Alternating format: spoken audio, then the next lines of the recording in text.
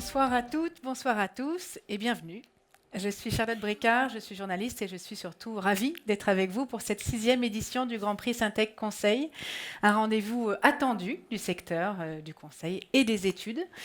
Peut-être un mot pour commencer. Merci, deux merci plutôt, à Challenge et à la Lettre du Conseil, partenaires fidèles de ce prix, sans qui nous ne serions pas réunis. Donc merci à eux. Et pour ouvrir ce Grand Prix, si vous le voulez bien, je vous propose que l'on accueille sans plus attendre le président de Syntec Conseil, David Mahé.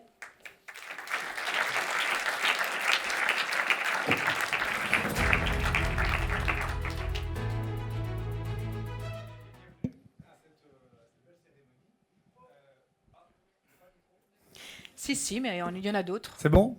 Voilà, c'est bon, parfait. Donc, je vous souhaitais simplement la bienvenue à cette 6e cérémonie donc, du Grand Prix Syntec Conseil.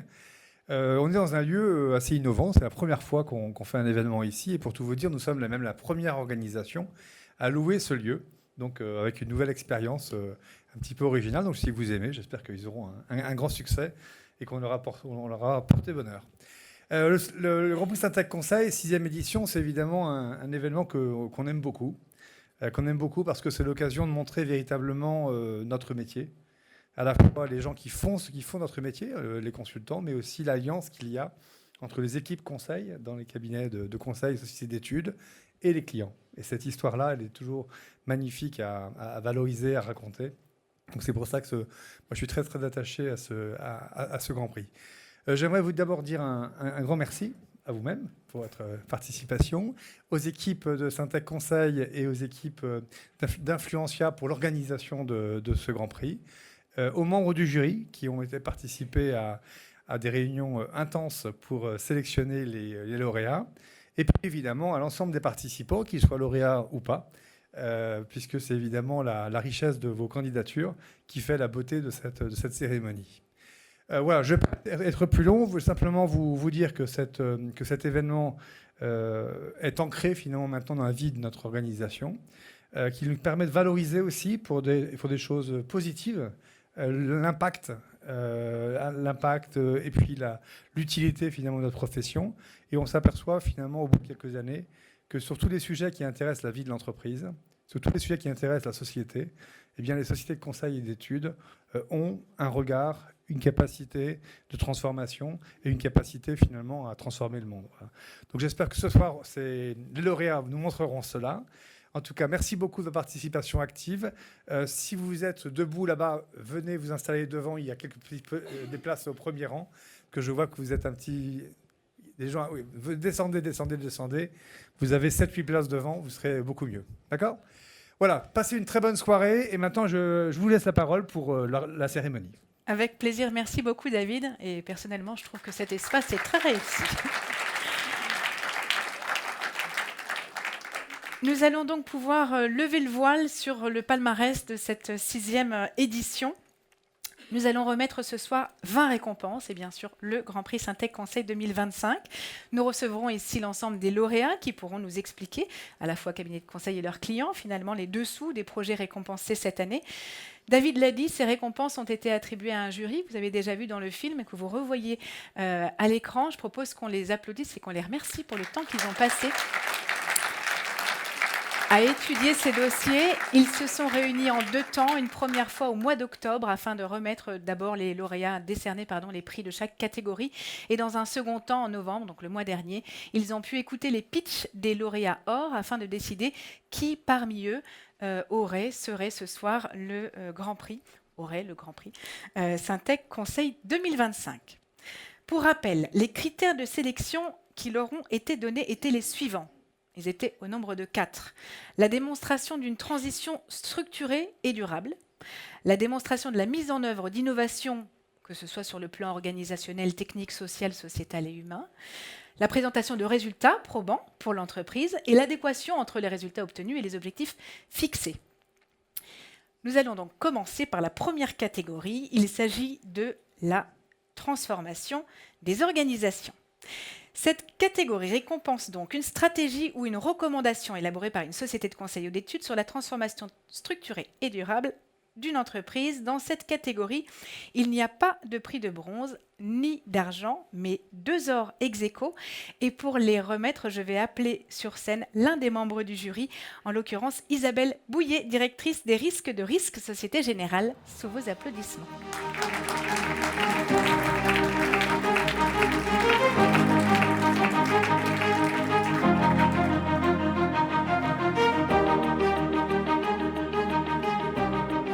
Bonsoir Isabelle. Bonsoir. Alors, je ne vais pas vous faire de longs discours, mais c'est vrai que le jury s'est rassemblé et puis dans cette catégorie, on a désigné ex aequo, en fait, deux sujets, deux projets dont je vais vous donner les noms. Le premier d'entre eux. Je les ai dans un certain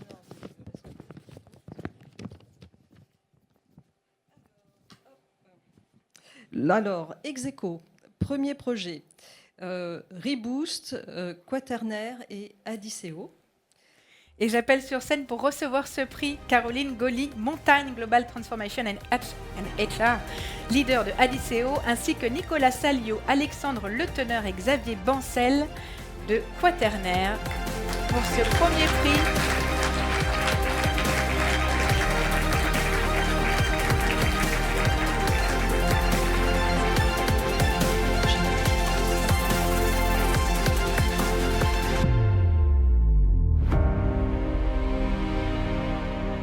Donc un projet pour bâtir une culture de la performance au service de la compétitivité mondiale. Ça, tout le monde peut le voir. Je vous en prie, avancez-vous, mettez-vous dans la lumière.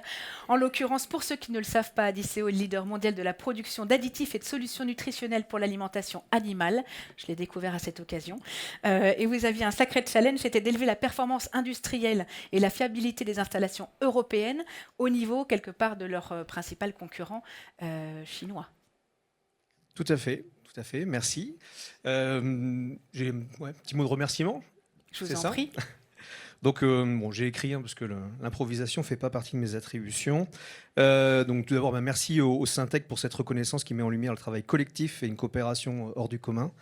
Merci à toi, Caroline Golly, et à la société Adiceo pour ta confiance, ton ouverture, ta capacité à co-construire avec nous.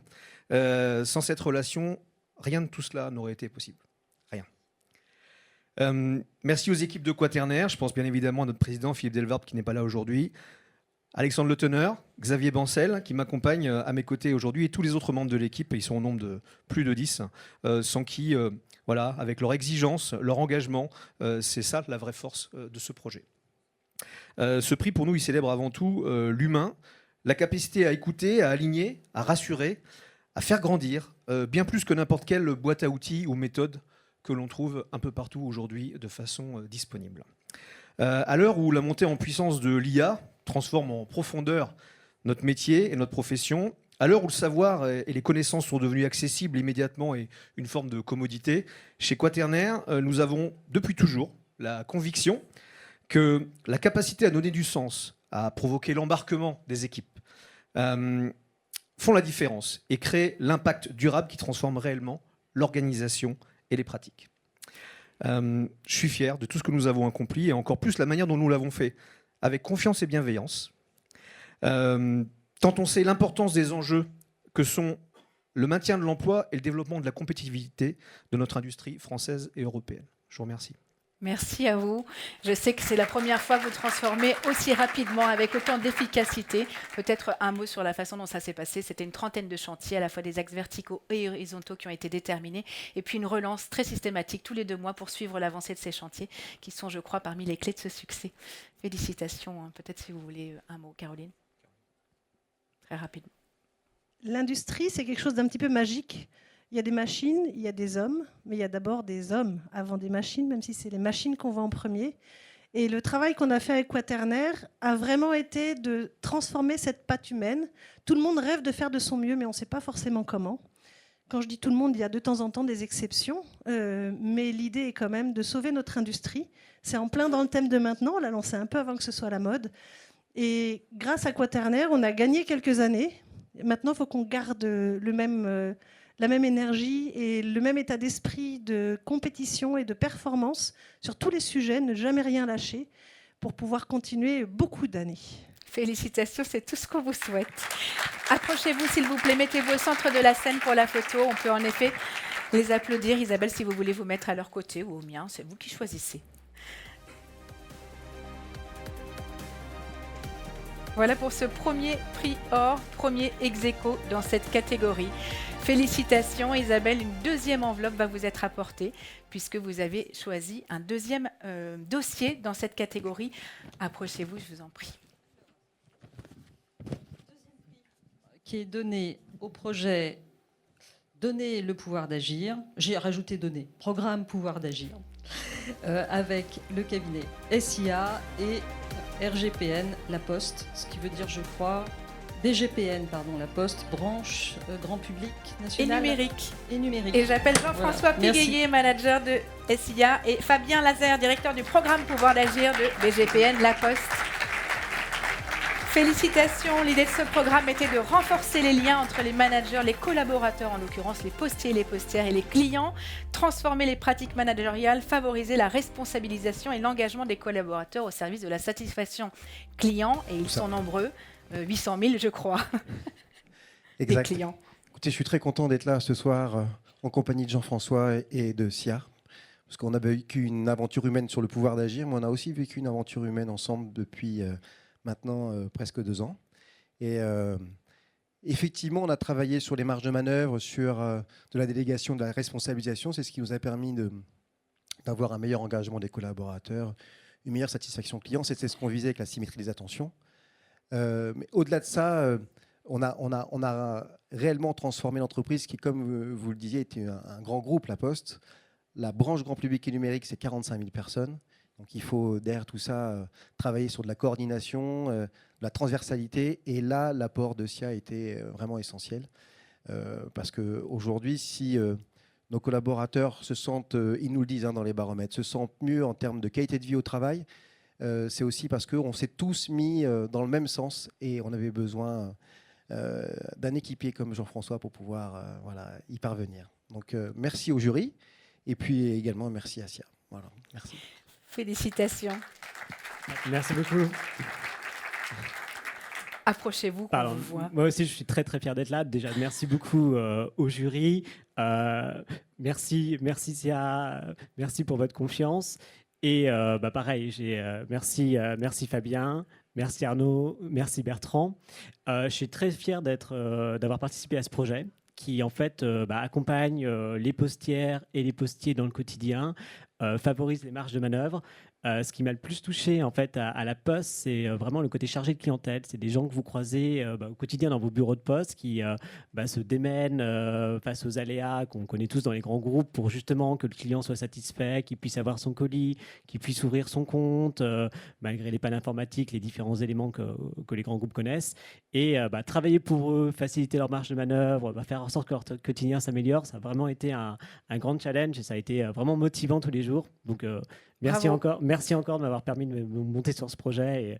Et comme le disait Fabien, notre relation a permis notamment effectivement que le projet arrive en temps et en heure. Et c'est une réelle satisfaction. Et sur cette scène également. Félicitations pour ce prix. Je vous en prie, mettez-vous, je peux récupérer ça, au centre de la scène. Pour la photo, un projet qui reposait sur 3 piliers, puisqu'on a entendu parler de symétrie des attentions. La deuxième était la simplification des process. Et le troisième pilier était la montée en compétences, avec un impact fort à la fois sur la QVT et le NPS. Bravo et merci Isabelle d'avoir été avec moi. Allez, j'en fais une petite collection. Merci beaucoup.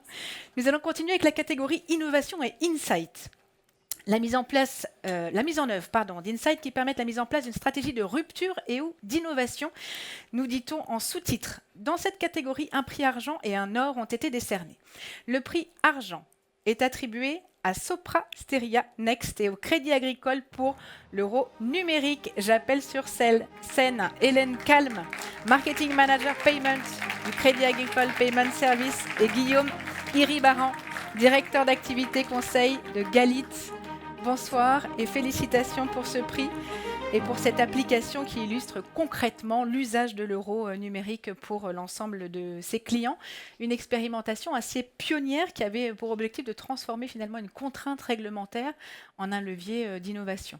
Tout Tout à fait. Bah, déjà, je ne vais pas être très innovante. Je vais tous vous remercier, notamment le jury, pour ce prix. Voilà, on est évidemment très fiers. Hein. Donc, je représente le Crédit Agricole ce soir et je vais remercier Guillaume aussi d'avoir mené d'une main de maître ce beau projet innovant. Donc, effectivement, comme vous l'avez dit, hein, c'est de montrer concrètement via un démonstrateur, donc un porte-monnaie euro numérique, tous les services différenciants qu'on a pu imaginer pour l'utilisateur hein, dans son quotidien. Et puis, je vais te laisser expliquer comment ça s'est passé. Merci Hélène. Je remercie vraiment le jury pour ce prix. On est vraiment ravis. Hein. C'est un sujet pas simple, hein, l'euro numérique. C'est une initiative de la Banque Centrale Européenne. Notre monnaie se digitalise. Et nous, en tant que Galit Sopra Steria Next, on a voulu accompagner notre client, Crédit Agricole, qui nous a fait une grande confiance en nous confiant ce projet. En fait, comment matérialiser, comment concrétiser, illustrer ce que deviendra finalement demain les espèces sous un format numérique dans nos wallets. Donc c'est ça qu'on a voulu démontrer par cette démonstration, par ce prototype en fait, qu'on a développé avec un certain nombre de réflexions sur les cas d'usage. Qu'est-ce que ça représente pour une grande banque comme le groupe Crédit Agricole hein, d'avoir finalement à gérer cette nouvelle forme de monnaie de banque centrale. Et donc vraiment, je remercie le groupe pour cette confiance. Hein, Crédit Agricole, CAPS, Crédit Agricole Payment Services, CASA, la holding aussi, sur lequel on avait aussi fait pas mal d'initiatives, les caisses régionales, le LCL. Donc l'ensemble des entités du groupe a été représenté dans ce grand projet. Voilà, donc merci beaucoup. Félicitations pour ce prix. Je récupère votre micro pour que vous soyez les mains libres avec vos prix pour cette photo souvenir. Autour du Prior, pour attribuer ou pour remettre plutôt ce prix, je vais appeler un autre membre du jury, en l'occurrence Benjamin Paul, fondateur de la Lettre du Conseil, à me rejoindre. Vous pouvez l'applaudir aussi.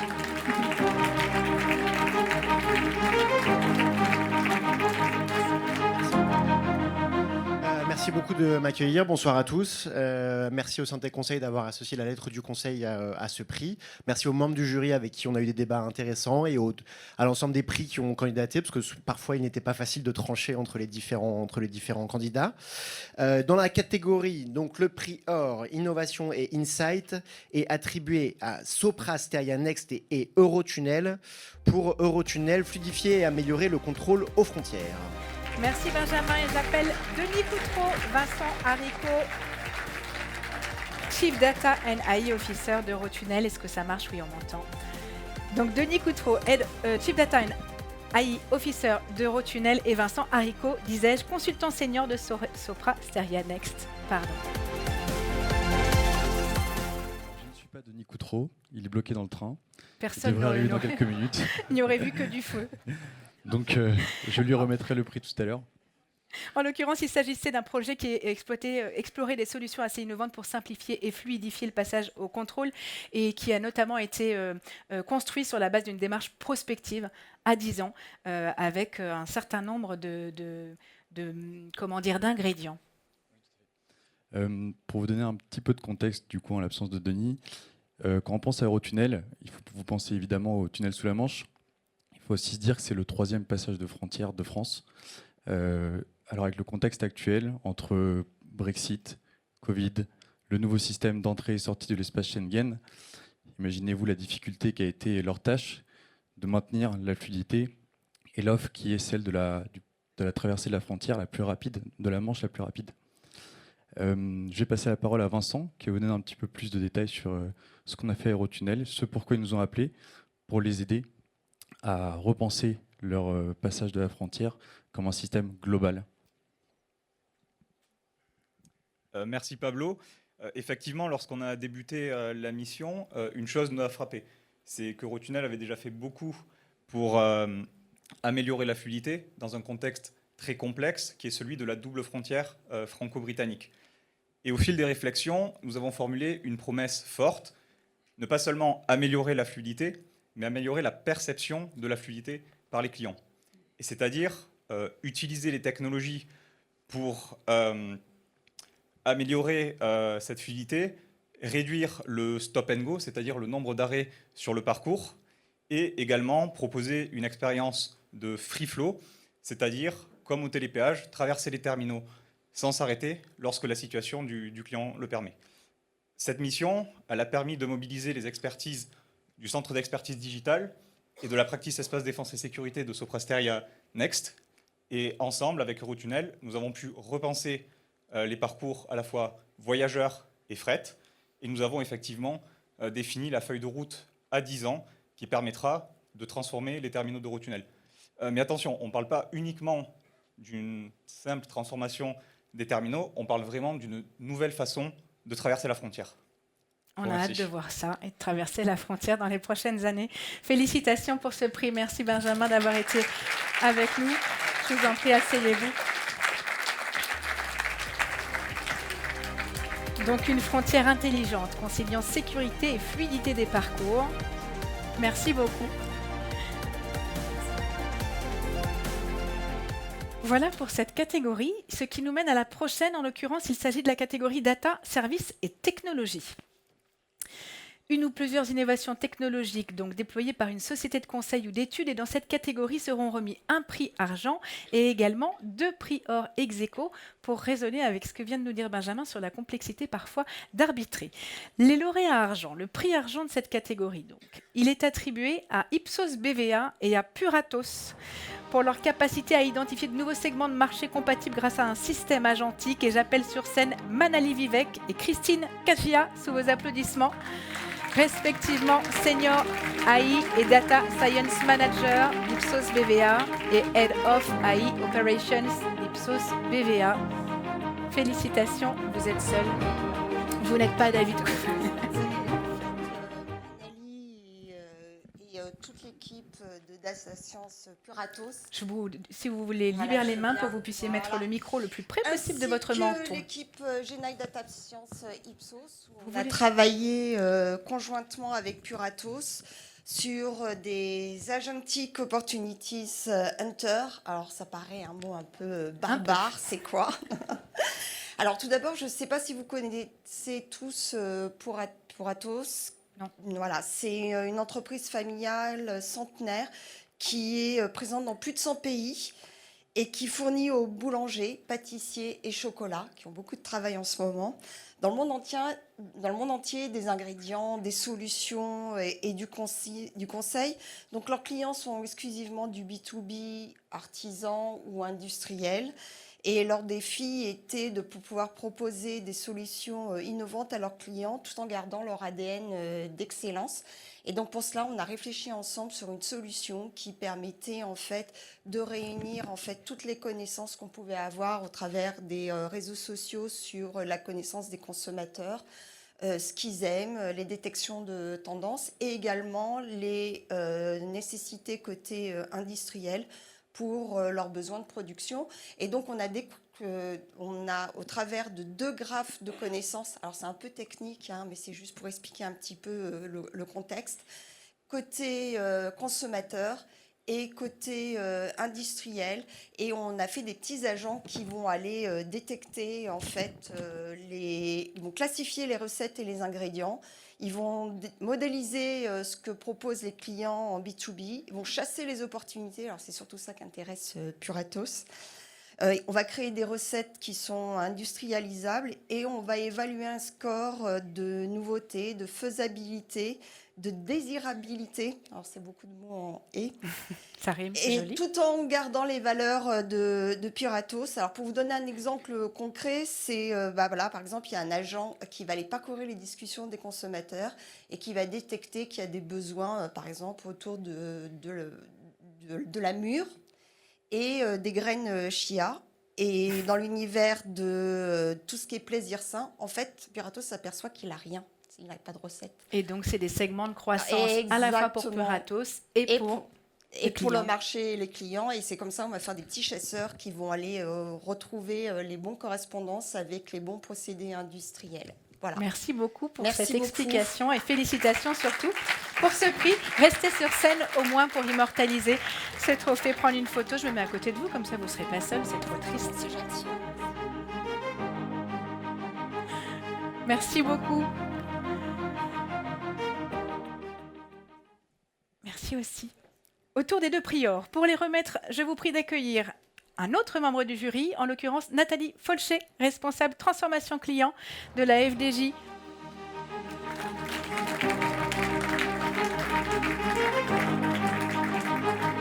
Bonsoir Nathalie. Merci d'être avec nous pour remettre ces 2 prix. Merci au Syntec déjà de m'avoir proposé de participer pour la première fois à ces jurys. J'ai appris beaucoup de choses. J'ai trouvé ça hyper intéressant, toujours de qualité. Et je suis ravie de remettre ces 2 prix or, puisque, alors vous allez voir, ce sont 2 prix très différents et on n'a pas réussi à les départager. Mais pour moi, ce sont 2 travaux qui montrent qu'il ne faut pas avoir peur de la techno quand elle est guidée par les bonnes personnes. Donc, suspense. Le premier d'entre eux, premier prix or ex aequo de cette catégorie, est attribué à Tuluna et AXA GIE pour IA et Insight humain pour anticiper l'évolution démographique mondiale. J'appelle à nous rejoindre Patrick Van Bloem, coprésident de Tuluna, et Shuang Hu, manager Insight de AXA. Et ce sera la soirée des surprises, puisque c'est ça. Ce ne sont jamais les personnes que j'appelle qui viennent.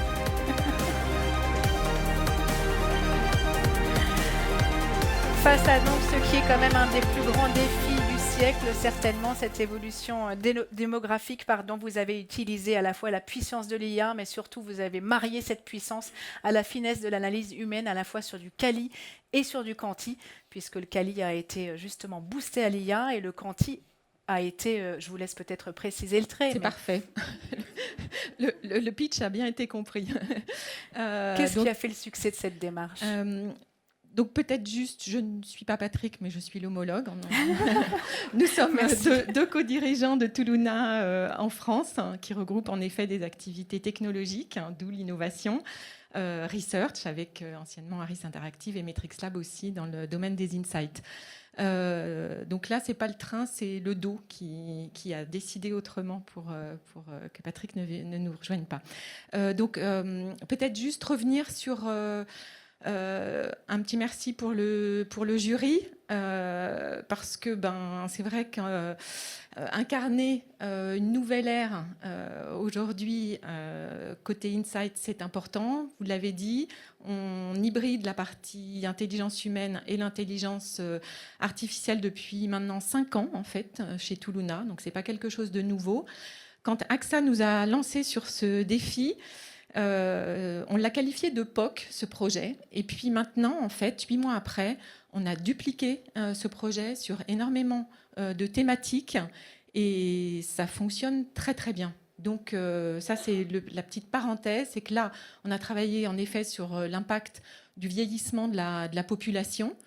Donc il y avait une mesure qui était de comprendre, une mesure aussi qui était de regarder la pertinence des offres et des communications d'AXA sur en effet l'impact du vieillissement de la population, et ça sur beaucoup de pays, et une quinzaine de pays de mémoire. Et ensuite, au-delà de comprendre et de mesurer, il fallait agir. Et donc on a testé des services, de nouvelles offres, des communications, et je laisserai sans doute donc, et l'équipe et Fang de AXA donner l'impact et qu'est-ce qui a finalement été retenu. Donc, merci. Alors moi, je voulais juste dire que je suis flattée d'avoir eu ce prix. Donc je suis la représentante de toute l'équipe qui donc du coup a travaillé sur ce projet. Ce qui était vraiment intéressant et hyper enrichissant et très challenging aussi. Donc, merci aussi à AXA de nous avoir confié ce projet. C'était de vraiment d'ouvrir un peu le champ des possibles avec des nouveaux types de protocoles où vraiment l'IA nous permet d'ouvrir là où il y avait des barrières et des freins, puisqu'on a vraiment le fil rouge de ce protocole, c'est donc l'intelligence humaine amplifiée, puisqu'on a commencé par une desk research auprès de 15 pays, où le challenge a été vraiment de trouver le bon dosage, de trouver les bons insights qui pouvaient du coup vraiment permettre à AXA d'avoir un peu des services et des angles d'analyse. Après, on a fait ce qu'on appelle des groupes chat, où là où on interroge des personas. Donc toute là aussi, la difficulté a été de choisir, de créer nos personas. Et on va très très loin dans cette définition, puisque c'est ce que j'en parlais aussi du coup avec Nathalie.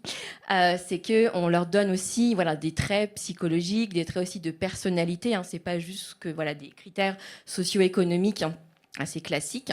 Et on a fini, parce que c'était aussi important voilà, de valider et de confronter et de sélectionner nos idées avec donc, des protocoles un peu plus masquals, où là on avait vraiment des personnes, donc c'était France et Japon, pour du coup permettre à AXA de choisir ses angles de communication et de service pour un futur très proche. Félicitations en tout cas pour cette approche. Je vous laisse le mot de la fin. Donc, merci beaucoup ce prix et merci à toute l'équipe pour ce travail incroyable. Donc, je pense qu'on est vraiment très efficace. Je pense qu'on a fini le projet dans 2 mois au lieu de 4, avec un budget très serré, bien sûr. Et donc on est comme d'habitude. Donc, on est très, très contents. Et merci encore une fois et bravo. Félicitations à toutes vos équipes. Je vous propose de vous mettre au centre de la scène pour prendre une photo, si vous le voulez bien.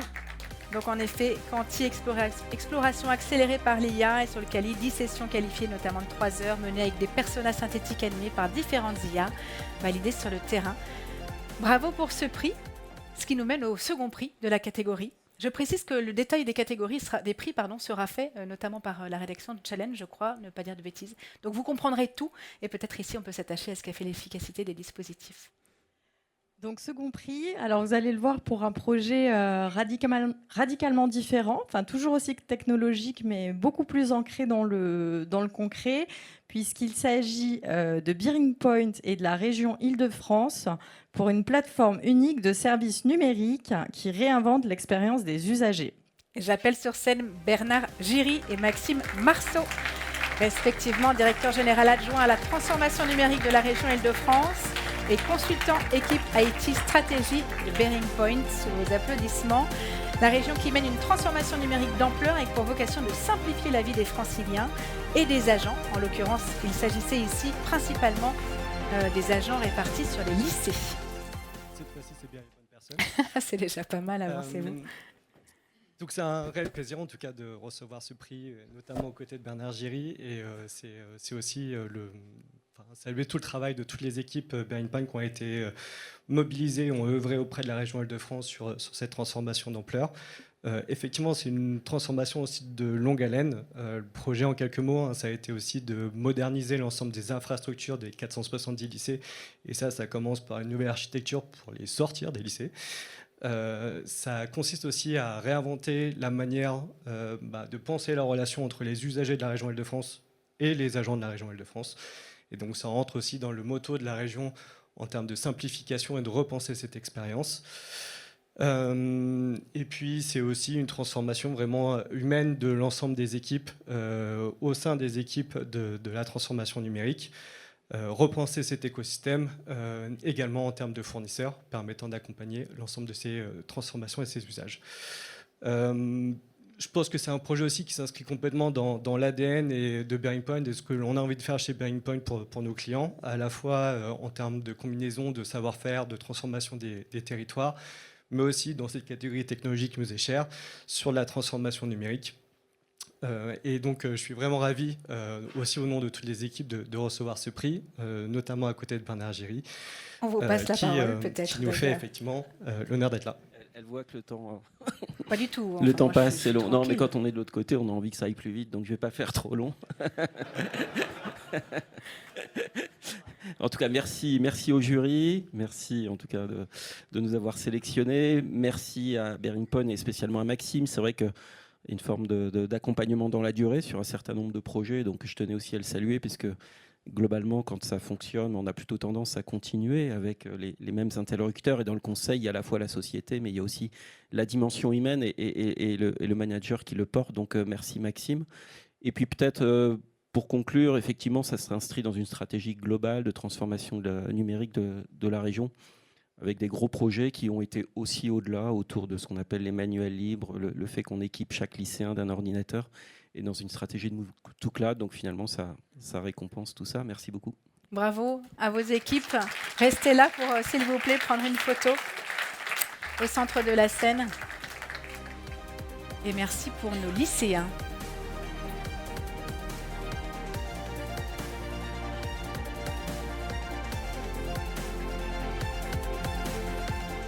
Merci Nathalie d'avoir remis ces prix. je vous propose qu'on continue avec la catégorie impact social, sociétal et environnemental. Dans cette catégorie, un prix de bronze a été attribué. Il récompense le travail de Capgemini Invent et du Crédit Agricole Group Infrastructure Platform pour Greenpact. J'appelle sur scène Caroline Watteau et Christine Aplana-Prévost. Sous vos applaudissements, responsables respectivement Directeur Business Technology de Capgemini Invent et responsable RSE de la Crédit Agricole Group Infrastructure Platform. Bonjour à tous. Donc, moi, effectivement, je suis responsable RSE chez Cagip. Alors, je ne savais pas que vous alliez déjà mettre Crédit Agricole. Donc, Cagip, ça veut dire Crédit Agricole Group Infrastructure Platform. Donc, ça veut dire qu'on est une filiale qui travaille pour celles qui ont déjà été évoquées tout à l'heure. On fait la production informatique. On est 100% IT. La prod informatique de toutes les filiales 80% des filiales du groupe Crédit Agricole. Qui dit prod informatique dit data center rempli de petits serveurs, beaucoup de serveurs, postes de travail, réseau, cybersécurité, téléphonie, etc. Et donc chez Cagip depuis 2019, on a décidé on a pris un engagement fort, c'est de faire du numérique responsable un des piliers de notre stratégie. Donc je parle bien de numérique responsable et depuis, ensemble, on construit un outil qu'on appelle Greenpact, voilà, vous venez d'évoquer. Donc Greenpact, c'est ni plus ni moins qu'un outil de comptabilité environnementale qui nous permet sur nos infrastructures IT d'évaluer et surtout d'analyser l'empreinte carbone de nos produits et solutions qu'on fournit à nos entités. Et donc ça nous permet plein de choses, mais entre autres d'acculturer et de responsabiliser nos équipes IT en interne chez Cagip, mais aussi de faire la même chose avec les DSI de nos clients. Et tout ça, pourquoi notre but ultime, c'est de décarboner notre IT et de définir des trajectoires. Voilà. Et on commence à y arriver assez bien parce qu'on travaille depuis un certain temps avec Capgemini. Et donc moi, je suis fier de partager cette démarche collective et innovante avec Capgemini, les équipes de Capgemini, en particulier les équipes de Caroline. Donc je sais que merci, il y en a qui sont dans la salle. Et donc pourquoi ? Parce que ils sont là depuis le début. Et que on a réussi à faire quelque chose qui maintenant est très innovant et nous fait être reconnu. Ce soir. Caroline, peut-être qu'est-ce qui fait selon vous la performance de la plateforme ? Alors en fait, il y a juste peut-être en introduction là rapidement, ce projet en fait, il fait appel à des valeurs fortes, comme l'a expliqué Christine, qu'on partage Capgemini avec Cagip, qui sont de concilier la transformation digitale et la responsabilité. Donc c'est un projet qui a été mis au cœur du partenariat de nos deux compagnies et qui existe depuis fin 2022. Donc c'est un projet sur le long terme et qui associe plein d'objets technologiques, que ce soit data, transformation, accompagnement au changement. Et avant tout, je pense que c'est une aventure humaine, parce que nos équipes collaborent depuis, il y a une partie qui sont là, mais collaborent depuis plusieurs années, main dans la main, au quotidien, pour accompagner la décarbonation de l'informatique et intégrer des nouvelles composantes chaque année. Là, donc on travaille sur l'impact de l'intelligence artificielle et des agents. Et chaque année, en fait, c'est des nouveaux sujets qui passionnent à la fois les équipes de Cagip et les nôtres. Donc on est ravis de recevoir ce prix ensemble. Félicitations pour votre travail et la suite qu'elle ne manquera pas de connaître du coup.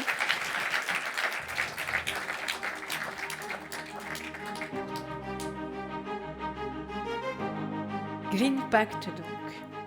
Voilà pour le lauréat de bronze de cette catégorie. Quant à l'argent, il est attribué, merci, à Wavestone et à Total Energy pour la création d'un programme scientifique pour l'éolien flottant de demain. Et j'appelle à me rejoindre Edmond Koch, chef de département études éoliennes de Total Energy. Ils sont déjà là. Grégoire Denecher, Clément Leroy, manager Transportation, Infrastructure, Manufacturing and Energy de Wavestone. Et il me manque un nom. C'est la surprise du jour. Il en faut toujours une. En l'occurrence, on parle ici donc d'éolien flottant, mais c'est un petit peu plus que le programme que l'on peut imaginer et ce pilote offshore lancé en 2024. C'est surtout la recherche d'un cadre scientifique robuste pour l'avenir, me semble-t-il. Expliquez-nous en quoi est-ce que Wavestone y a contribué. Alors, quelques mots de contexte. Donc en 2022, dans le cadre de sa transition, Total Energy décide travailler, réfléchir sur un programme d'éoliennes flottantes, une première pour nous. Et là, tout de suite, je me suis tourné vers Erwan en lui disant, si on fait, il faut s'assurer que la donnée scientifique de qualité sera recueillie à ce moment-là. Et donc, Erwan, à toi. Donc, effectivement, pour construire ce projet, pour moi, il était clé en fait qu'on puisse vraiment lister tous les enjeux. Donc, c'est pour ça qu'on s'est rapproché donc de Wavestone pour qu'ils nous accompagnent dans ce projet. Et en fait, grâce à toi, Grégoire, et à ton équipe, eh bien, on a pu bâtir ce projet qui est maintenant en pleine phase de réalisation, avec un assemblage actuellement en Norvège pour un déploiement opérationnel donc cet été en mer du Nord. Et je te laisse présenter en fait. Merci Erwan et Edmond de nous avoir fait confiance en fait il y a maintenant près de 2 ans pour vous accompagner sur ce beau projet. On peut peut-être se le dire maintenant, c'était quand même ambitieux, 12 mois pour créer un tel programme scientifique avec une envergure technologique telle qu'on traite du développement durable, du productible éolien, de la durabilité, de la maintenance en haute mer, qui résulte en une 50aine de sous-projets R&D, et autant de parties prenantes internes à fédérer et de partenaires externes à embarquer aussi dans l'aventure. Mais en tout cas, preuve en est, c'est que finalement, on a réussi à convaincre les équipes de OneTech de s'inscrire dans l'aventure, et même le COMEX, finalement, de valider ce programme scientifique. Donc maintenant, reste à démontrer la valeur et à collecter la connaissance pour faire avancer justement le domaine scientifique sur ce sujet-là. En tout cas, on est fiers, nous, Wavestone, d'être capable d'accompagner ce type de programme chez nos clients qui ont un réel impact technologique pour demain. Merci. Et environnemental. Merci beaucoup. Félicitations pour ce prix. Mettez-vous au centre de la scène, s'il vous plaît, tous les 4. Exactement. Merci encore. L'avenir de l'éolien flottant, du coup, ce pilote offshore lancé en 2024 et la démarche d'innovation et de collaboration pour accélérer la transition énergétique en mer qui est derrière. Pour annoncer le lauréat or, vous l'aurez compris, je vais appeler un autre membre du jury, Benjamin Paul, que vous connaissez déjà. Pouvez-vous me rejoindre ?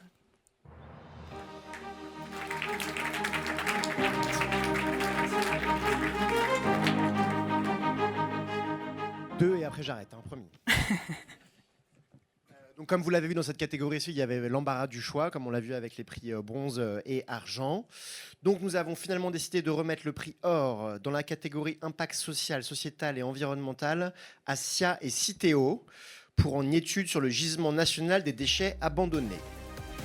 J'appelle sur scène Raphaël Barthes, senior manager de SIA, Bertrand Fisch, Engagement Director de SIA, et Clémence Brutin, responsable de la lutte contre les déchets abandonnés de Citeo.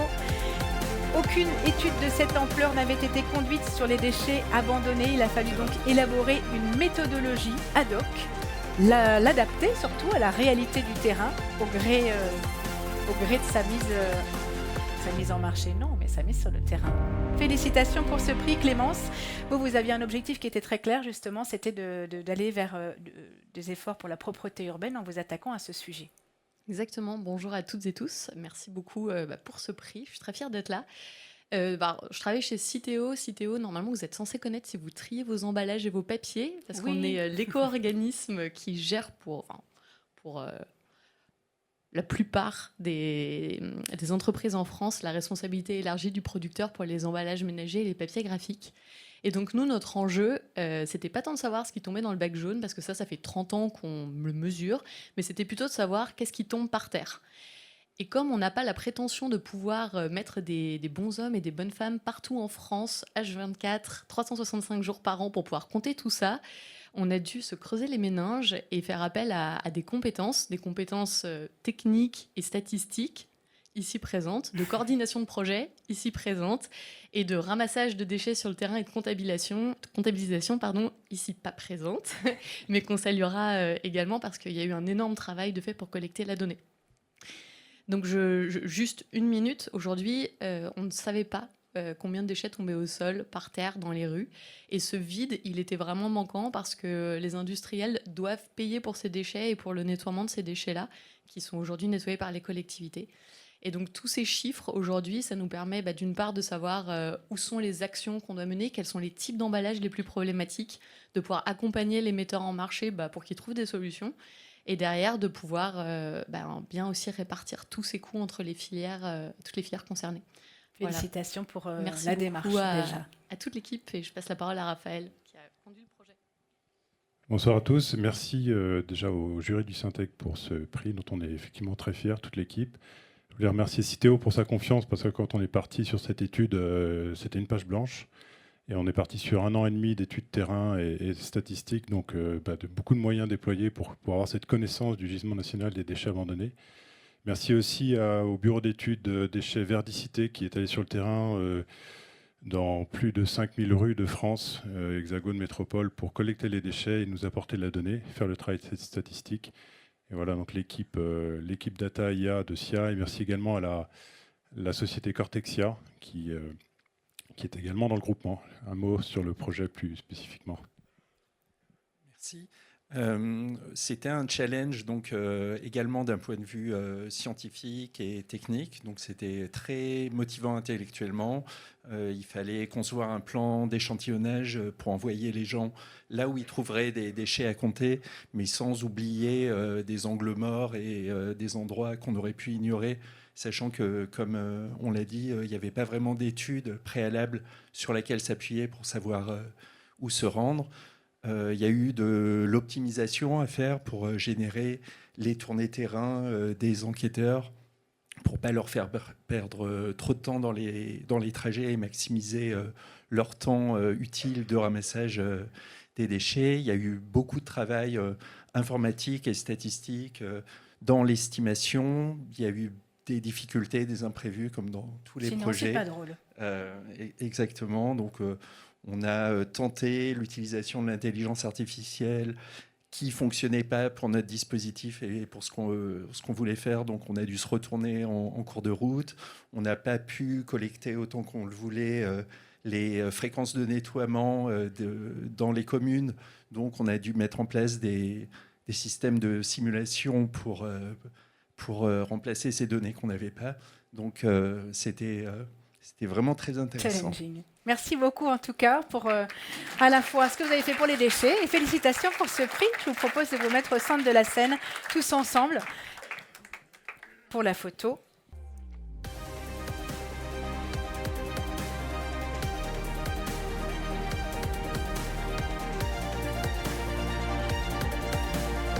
Et le lauréat or de cette catégorie remis à SIA et à Citeo. Félicitations à nouveau. Pardon, nous allons passer à la catégorie attraction, accompagnement et développement des talents actuels et futurs. Dans cette catégorie, un prix Challenger et un prix Or ont été décernés.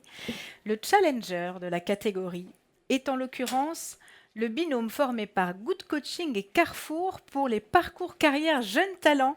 Et j'invite à me rejoindre Rachel Tourner et Dean Groman, respectivement Head of Young Talents Group de Carrefour et associé de Good Coaching.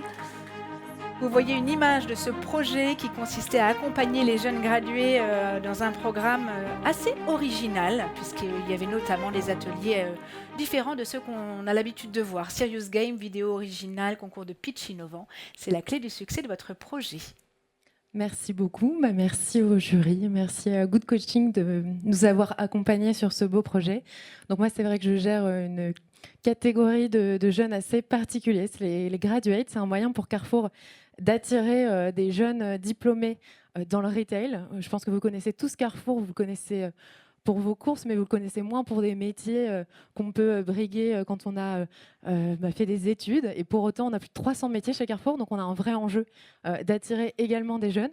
Donc les attirer, c'est bien, et ensuite, il faut les garder. Et donc c'est là que je me suis appuyée sur Good Coaching, parce que j'avais besoin d'innovation, de pouvoir parler aux jeunes de manière plus directe, plus décomplexée, de sortir des programmes de développement personnel un peu classiques qu'on trouvait sur le marché. Et c'est là que Dean et son équipe sont intervenus avec beaucoup de succès. Dean, du coup, c'est l'originalité du format qui a fait son succès. Effectivement. Merci Rachel. Merci au jury de Syntec pour ce prix. On est très honorés et très fiers d'être là ce soir.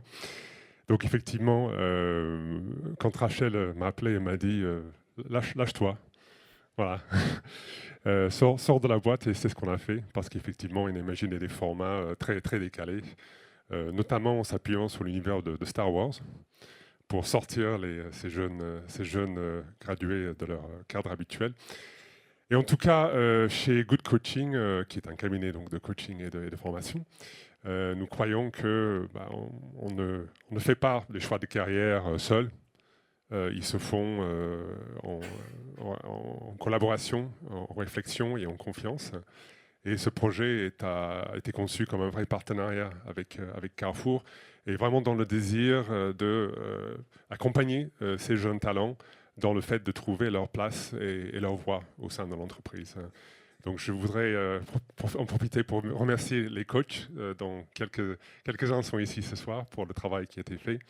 Remercier tout le département de talent et Rachel pour votre accompagnement. Et peut-être vous dire aussi que de mon point de vue, ce projet s'inscrit vraiment dans la devise de Good Coaching qui est être mieux pour faire mieux. Merci beaucoup. Félicitations à vos équipes. Je prends le micro et je vous laisse prendre une photo. Voilà, et parmi les formats, on peut citer aussi les vidéos qui mettaient ensemble les dirigeants dans une espèce de session de pitch destinée cette fois aux jeunes gradués et pas l'inverse. Pour le prochain prior, je vais appeler sur scène Nina Congolo, membre du jury et adjointe au directeur du pilotage et de la gestion au sein de la direction du développement de BPI France, sous vos applaudissements.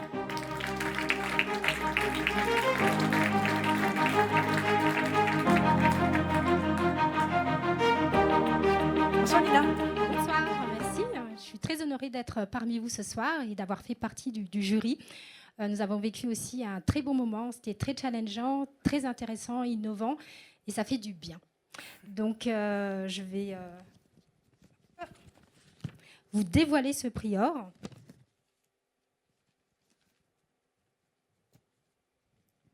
Donc, il y a eu effectivement beaucoup de débats et, comme je disais, les dossiers étaient de qualité. Et c'est vrai que pour ce prior, après discussion, on s'est aligné pour desservir ce prix. Alors, j'appelle le prix pour le prior Sopra Steria Next et le ministère de l'Éducation nationale. Audrey Soria, Senior Manager People and Change de Sopra Steria Next, Oussama Boucherka, partenaire conseil, et Stéphane Trenel, directeur du CNCIR du ministère de l'Éducation nationale, Nathalie Escafandrieux, adjointe au directeur du CNCIR également, pour Virtuo en l'occurrence, qui est cette plateforme RH totalement innovante, qui était une réponse à la pénurie croissante d'enseignants et un éclatement des processus de recrutement que vous avez réussi à craquer. Je représente effectivement le ministère de l'Éducation nationale. Je reçois ce prix avec beaucoup d'humilité quand je vois tous les projets précédents qui sont intervenus. Donc vraiment bravo. Enfin, je trouve que c'est une belle aventure collective. On est beaucoup d'innovateurs. La plateforme, vous l'avez dit. Alors, en éducation nationale, on dit pédagogie vous répétition. Donc, je vais répéter. Donc, une plateforme en 4 chiffres, 30 académies qui ont été déployées, 12 mois qui ont été nécessaires pour accompagner justement tous ces services académiques à utiliser la plateforme, 36% de candidatures en plus en une année sur la plateforme, et puis une alliance administration-conseil qui a été le pari pour construire la plateforme, pari réussi par ailleurs, et c'était particulièrement utile puisque on était tous là pour une seule chose, finalement, l'école, qui est le plus beau service public. C'est vrai. Audrey, c'est la simplification qui a été la clé du succès de la plateforme? Oui, la simplification. Et puis, je crois que les facteurs clés du succès, ça a été une collaboration sans couture entre nous, entre le ministère de l'Éducation nationale et Sopra Steria Next. Le deuxième point, c'est la proximité avec le terrain. Je crois que Stéphane, tu nous disais pendant le pitch justement que ta nouvelle maison, c'était le train. C'est pas faux.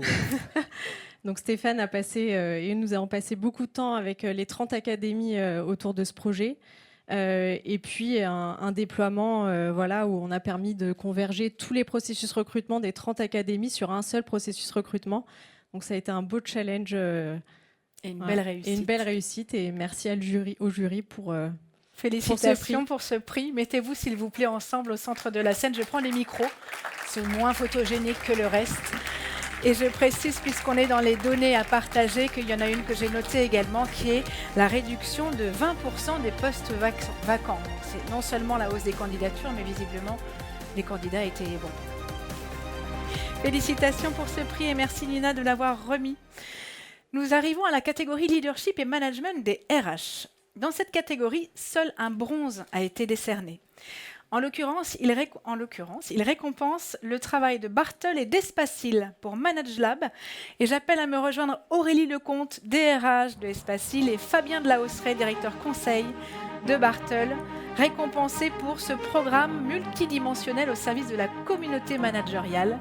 En l'occurrence, des formations ciblées, des ateliers de co-développement, des séminaires interactifs, des coachings individuels et collectifs. Aurélie. Bonsoir, merci à tous et au jury surtout pour ce prix.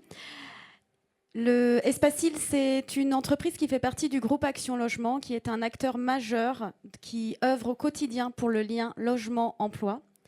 La direction d'Espacil a souhaité mettre en place cet accompagnement de ses managers dans un contexte de transformation pour que nos managers deviennent les ambassadeurs des transformations et accompagnent ainsi leur équipe.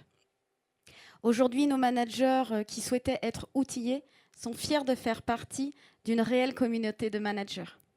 Bravo pour ce projet. C'est là que Fabien arrive dans l'histoire.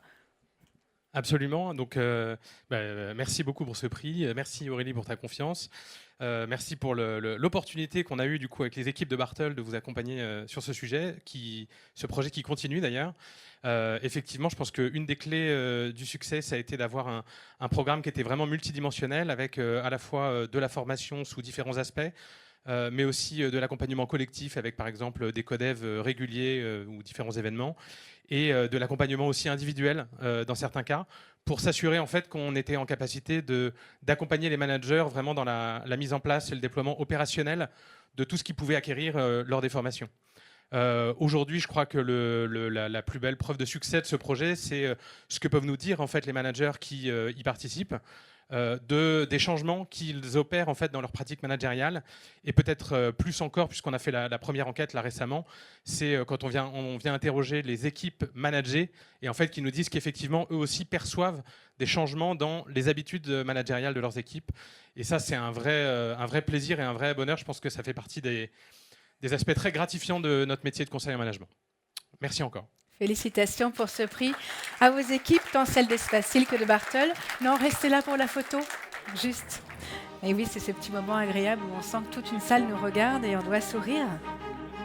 Oui, oui. Félicitations. Et nous voilà arrivés à la catégorie engagement client.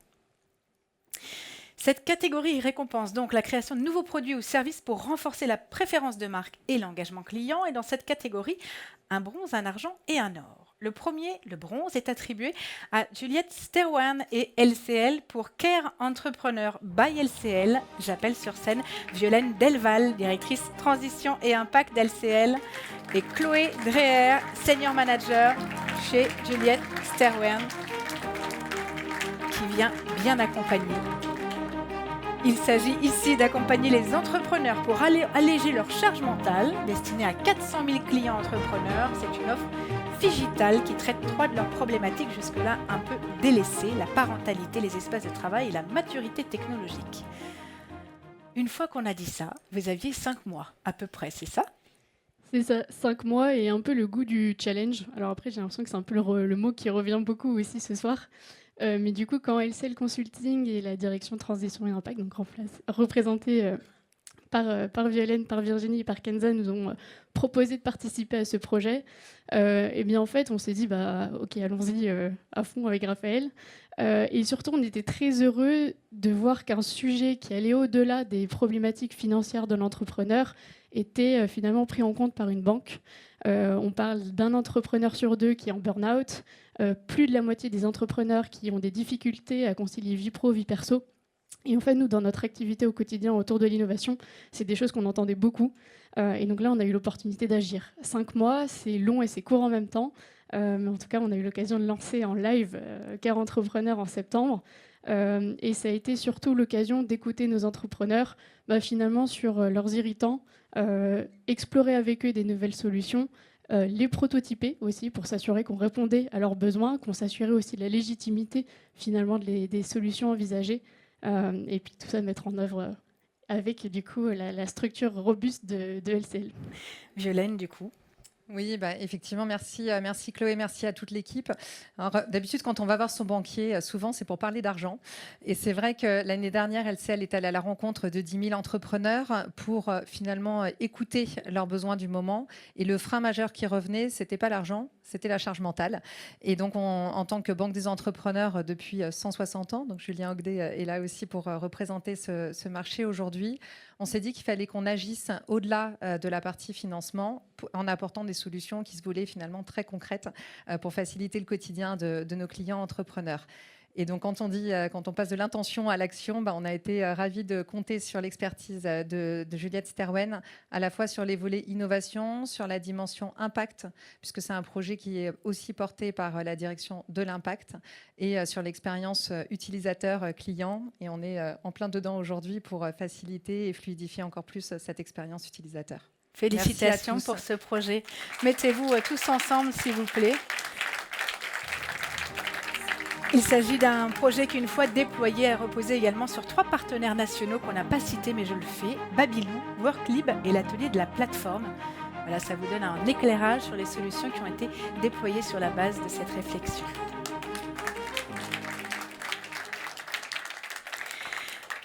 Le prix argent de cette catégorie est attribué à SIA et SNCF Voyageurs pour TGV Inouï 2025. J'appelle Camille Delbocchio, senior manager de SIA, et Anne-Sophie Roche, directrice adjointe du programme de Inouï First SNCF Voyageurs.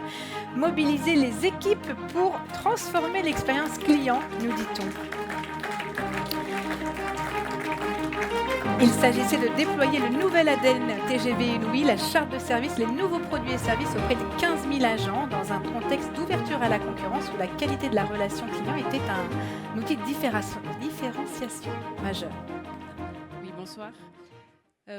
Alors, je travaille pour TGV Inouï et ça a été pour nous, en fait, je pense que tout le monde est au courant, on a un énorme défi qui s'offre à nous. Je citerai les mots d'une intervention qu'on a eue il y a quelques semaines. On ne rentre pas dans l'ère de la concurrence, mais de l'hyper-concurrence. Et pour nous, c'est un énorme défi. Donc TGV Inouï s'est interrogé, a avancé sur son ambition et a souhaité, en fait, en termes de différenciation, remettre la relation client et le client au centre. Et c'est pour ça que, en fait, on a mis en place ce dispositif. Une des branches pour porter notre stratégie relation client était l'animation auprès de nos collaborateurs, les 15 000, vous l'avez dit, et plus particulièrement nos collaborateurs de la relation client. Et c'est là que SIA nous a accompagnés, alors avec créativité, efficacité, j'allais dire ténacité, et toujours le can-do qui fait la différence pour nos clients et pour nos agents. Et c'est pas facile. On est une entreprise qui, à la base, est une entreprise industrielle. Et entraîner nos agents et leur faire comprendre que l'émotion, c'est ce qui crée l'empreinte mémorielle, en fait, c'est pas facile au quotidien. Donc, il a fallu être imaginatif aussi. Donc, merci beaucoup à SIA. Je vais te laisser la parole pour dire un petit peu plus en détail comment vous nous avez accompagnés. Peut-être si on s'arrête sur un point en particulier, puisque la créativité a été mentionnée. Oui, effectivement, la créativité, c'était clairement au cœur de notre dispositif. La manière dont on a souhaité accompagner TGV Inouï, c'était vraiment de sortir en fait d'une communication et d'un mode d'animation qui était descendant, mais plutôt de rendre chacun des agents des véritables ambassadeurs de la nouvelle ambition TGV Inouï. Et pour ce faire, c'était important, comme l'a dit Anne-Sophie, de développer des leviers qui allaient créer du sens pour eux et qui allaient les mobiliser. Donc, pour créer en fait cette animation, on a travaillé autour d'un concept qui était le concept des petites histoires à grande vitesse. Et c'était en fait inciter chaque agent à raconter son histoire et pourquoi en fait au quotidien il transformait en fait le voyage des clients et valoriser justement du positif. Quand ils sont dans un quotidien qui peut justement être un peu anxiogène, où il y a beaucoup de choses à gérer, c'était redonner du sens à leur métier et travailler là-dessus de manière créative. Donc on a travaillé sur la base d'illustrations, sur la base de podcasts, et on les a animés dans le cadre d'un tour de France qu'on a réalisé dans 12 gares, où on avait également intégré de la facilitation graphique, où il y avait un illustrateur sur place qui venait dessiner les histoires des agents, qui venait créer du lien aussi, tout en divulguant quelle était la nouvelle ambition TGV Inouï, quels étaient les nouveaux produits et services, quelles étaient les principautés de la charte relationnelle. Merci beaucoup pour cet éclairage et félicitations pour ce prix à vos équipes. Je reprends le micro pour que vous puissiez prendre une photo et remettre donc aussi du ludique dans cette démarche. Voilà pour le prix argent de cette catégorie. Pour le prix hors de la catégorie, je vais appeler à me rejoindre sur scène Thibault Longer, directeur des ressources humaines IMIA South et Moyen-Orient de ServiceNow, qui est déjà là. Et j'ai déjà le micro. Bonsoir Thibault. Alors vous êtes nombreux à nous remercier ce soir. Je ne sais pas qui doit remercier qui en fait, parce que grâce à vous, on a voyagé dans des univers techno, dans des industries très différentes. Vous avez alimenté nos débats, vous avez alimenté nos soirées aussi, pour préparer et relire l'ensemble de vos dossiers. Alors merci à vous, merci aux autres membres du jury, merci à Marie d'avoir glissé mon nom. Alors pour ce prix, avant de le remettre, j'aimerais qu'on imagine un lieu où on pourrait venir par obligation pour des formalités un peu compliquées. L'accueil a besoin d'être repensé. Et donc le dossier qu'on a voulu récompenser ce soir a décidé de tout changer. Repenser les espaces par les usagers eux-mêmes, former 30 000 conseillers, même créer un simulateur IA pour retravailler la posture, une véritable révolution.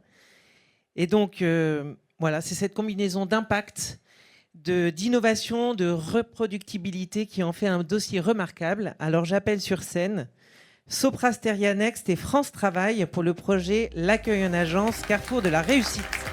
Rosen Nicolas Bertou, directrice du programme Accueil, Relations UG et Marketing de la Direction Générale du Travail, et Thibault Hubert, partenaire conseil service public de Sopra Steria Next, ainsi que ceux qui ont travaillé sur ce projet. Peut-être, puisque vous l'avez très bien résumé, Thibault, un mot sur ce que vous retenez de la démarche initiée. Oui, merci. C'est vrai que le projet, merci beaucoup Thibault, il a été très très bien introduit. Alors nous, qu'est-ce qu'on retient ? C'est beaucoup de fierté déjà. Comme tout le monde, je vais remercier le jury, je vais remercier aussi Rosen et Audrey avec qui on travaille depuis un long moment, et puis beaucoup de fierté parce que ce projet, il est emblématique. C'est un peu la figure de proue d'un programme très large sur lequel on intervient, qui touche au digital, qui touche aux outils des conseillers. Et c'est vrai que pour pouvoir transformer ce lieu, où c'est vrai qu'on n'est pas toujours heureux, comme on se le disait des fois, quand on rentre dans une agence France Travail, on regarde un peu si notre voisin ne nous voit pas, parce qu'il va pouvoir dire quelque chose de notre situation. Et on a beaucoup travaillé pour réduire les problématiques des usagers.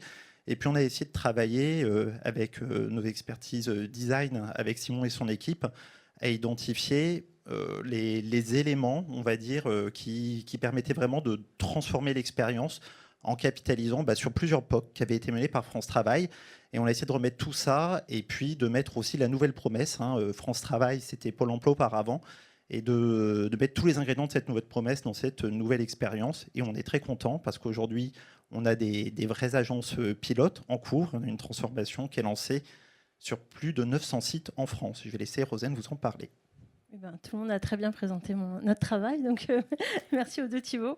Non, pour nous, c'était un projet qui nous tenait vraiment à cœur parce qu'effectivement, comme le disait ce Thibault-là, on a un programme d'envergure qui porte beaucoup sur des dimensions digitales qui sont aujourd'hui effectivement extrêmement importantes, mais les lieux physiques d'accueil sont quand même des attentes fortes des usagers, des Français en général.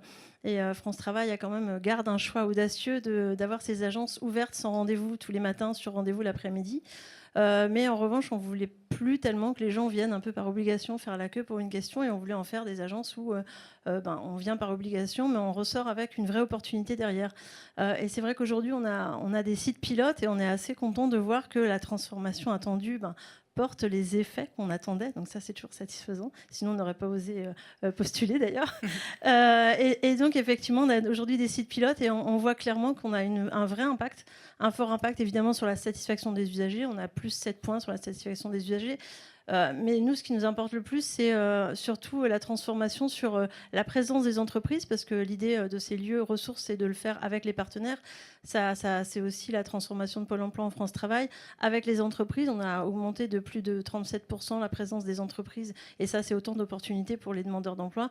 Et puis, on a des indicateurs forts qu'on suit sur les mises en relation, les événements, enfin toutes les opportunités pour les demandeurs, qu'on a aussi augmenté de plus de 16% sur nos sites pilotes aujourd'hui, et sachant que c'est le début, donc j'espère que ça pourra aller encore plus loin. Donc merci beaucoup et merci au jury. Bravo pour à la fois les idées et la mise en œuvre du coup de ce projet.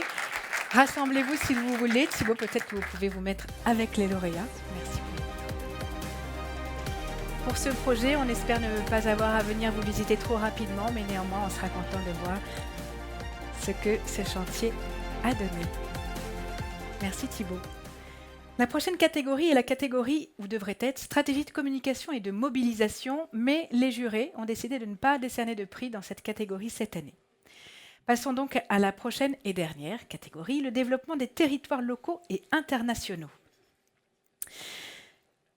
Dans cette catégorie, un prix bronze, un argent et un or ont été décernés. Le prix de bronze est attribué à Frog, Capgemini Invent et à la Banque des Territoires pour le programme Lila. Et je vous propose que l'on accueille Armand Techné, Design and Innovation Director de Frog, de Capgemini Invent, et Emmanuel Borelli, responsable du pôle inclusion numérique et services au public du groupe Caisse des dépôts. Bonjour à tous les deux. Mettez-vous au centre de la scène, je vous en prie. Bonjour à tous et merci beaucoup pour ce prix. Alors, l'idée, c'est que la Banque des Territoires, c'est la Caisse des dépôts qui se cache derrière ce petit nom. Et en fait, depuis très longtemps, on accompagne les politiques publiques. C'est notre ADN de Caisse des dépôts. Et on accompagne les politiques publiques autour de l'inclusion numérique, en particulier une depuis 2020 qui s'appelle France Service, qui vise à aider nos concitoyens face à la dématérialisation des démarches administratives, de les accompagner dans des lieux physiques. Aujourd'hui, il y en a 2865 en France, donc un maillage territorial assez important pour aider nos concitoyens à se saisir à la fois les aider à faire leurs démarches et voire même à les autonomiser sur les démarches administratives. Et depuis donc le démarrage de cette politique publique, la Banque des Territoires est à leur côté, à côté de l'administration qui déploie cette politique publique, qui s'appelle l'ANCT, l'Agence nationale de la cohésion des territoires. On les a accompagnés à déployer cette politique publique en 2-3 ans. Et puis, un peu à l'image de France Travail, et ça nous a beaucoup... Ça résonne beaucoup par rapport au prix précédent. On s'est dit, mais il faut que ces lieux soient exemplaires et innovants, parce qu'on ne peut pas accompagner nos concitoyens dans la petite salle des fêtes disponible que la mairie a mis en place pour mettre une France Service, mais il faut vraiment que ce soit des lieux innovants et accueillants. Et on parle de 2840 espaces en l'occurrence. Exactement. Et donc, pour cela, on s'est dit il faut une approche innovante et on s'est dit il faut faire appel à des designers de services. Et donc, c'est là où on s'est retourné vers Frog pour nous accompagner. Armand, donc en charge du programme Lila, lieux accueillants, lieux innovants. Merci beaucoup. Donc, merci beaucoup au Syntec aussi et au jury de ce prix. Effectivement, c'est intéressant. Lila, c'est un élément, c'est un projet qui est un peu en rupture par rapport à ce qu'on a pu entendre aujourd'hui, où on parle beaucoup de synthetic user, de data, d'IA, etc., etc. Nous, on est très pragmatique dans l'approche qu'on a. On est très frugal. On va vraiment sur le terrain, regarder ce qui s'y passe, comprendre ce dont les populations ont besoin, parler avec eux, construire un certain nombre d'éléments d'architecture. Et quand je parle d'architecture, je ne parle pas d'architecture data, je parle d'architecture physique, des espaces, voire même, on a aussi des architectes avec nous, donc aussi on fait des évolutions de bâtiments. Et bien sûr, on comprend aussi la manière dont les agents travaillent et accompagnent avec le digital, ou des fois sans le digital aussi, ces populations à proximité et sur le terrain. Et donc, c'est vraiment un symbole du aller vers de l'État, de cette importance de faire les choses à proximité sur les territoires et avoir cet impact local des petites choses mais qui changent beaucoup. C'est l'impact Voilà. qui a été récompensé, je pense, par ce trophée. Félicitations à vos équipes pour ce travail conjoint et le déploiement de ce programme Lila, des espaces plus modernes, inclusifs et adaptés aux besoins locaux.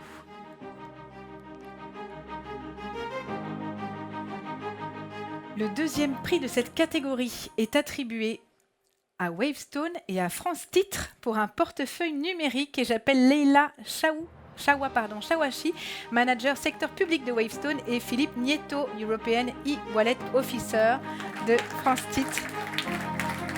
Pour ce projet, France Titres application, France Identité en l'occurrence, une application de France Titres qui propose aux citoyens européens une solution digitale sécurisée pour gérer leur titre d'identité. Normalement, vous connaissez. Son déploiement allie proximité territoriale et extension des usages et rayonnement européen. Tout à fait. Merci beaucoup au nom de toute l'équipe Wavestone qui intervient auprès de l'agence. Ce projet, on est très fiers de l'accompagner. Vu l'envergure, si on a candidaté pour cette catégorie, c'est parce que ce qu'on fait pour l'agence, auprès de l'agence, c'est d'accompagner à la fois les agents de mairie sur l'ensemble du territoire français pour délivrer la solution aux citoyens. Donc, il s'agit d'une application pour le rattrapage qui permet à chaque citoyen d'avoir une identité numérique et un portefeuille dans lequel aujourd'hui on peut mettre la carte d'identité, le permis de conduire, la carte grise et demain plein de cartes. Et c'est ce qu'on essaye de construire ensemble. Donc on aide les agents sur le territoire à expliquer cette solution, à faire en sorte que les citoyens l'utilisent, et on va jusqu'à l'échelle européenne et internationale pour faire en sorte que la solution soit interopérable. Donc en gros que je puisse demain conduire en Allemagne, en Italie, dans une solution souveraine. Et on fait tout ça pour la confiance numérique et donc la souveraineté. Philippe, est-ce que tu veux ajouter quelque chose ? Mais volontiers. Déjà, merci au Syntec, très honoré de recevoir ce prix aujourd'hui. Et merci beaucoup à Wavestone qui m'accompagne et qui accompagne toutes les équipes, pour moi en tout cas depuis 2 ans. Voilà, alors donc effectivement, France Identité, ça se reposait surtout sur une identité physique qui était un petit peu compliqué à gérer, et l'identité numérique est quelque chose de beaucoup plus fluide et finalement beaucoup plus sûr que l'identité physique. Alors l'innovation du projet réside dans 3 choses en particulier. Alors le niveau collectivité locale, qui permet c'est des ambassadeurs de la solution au niveau collectivité locale, les partenaires publics et privés qui enrichissent progressivement l'identité numérique avec leurs propres applications. Donc là, il y a plein de choses à inventer. Je suis content d'être devant vous aujourd'hui pour que vous vous appropriez cela, parce que c'est une identité numérique, c'est une infrastructure publique numérique qui est non seulement française, mais qui va devenir européenne pour 450 millions de citoyens et des dizaines de millions d'entreprises. Il y aura plein de choses à inventer et vous êtes vraiment les cerveaux pour permettre de diffuser tout ça. Voilà. Donc aujourd'hui, le travail avec Wavestone aussi, ça a été un travail collectif et une bonne performance, puisque maintenant 100% des mairies permettent d'utiliser l'identité numérique. Et on a plus de 3 millions de citoyens à présent. Et au niveau de l'Union européenne, nous avons travaillé avec 20 États et environ 200 partenaires. Voilà, donc c'est une grande aventure qui commence, et je vous garantis que pour les 2 prochaines décennies, vous travaillerez avec ces outils et développerez de nouvelles solutions. Autant les adopter tout de suite. Félicitations pour ce prix. Je vous en prie, avancez sur le centre de la scène.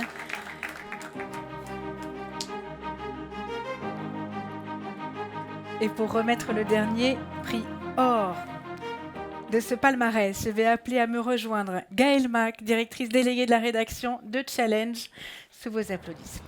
Bonsoir.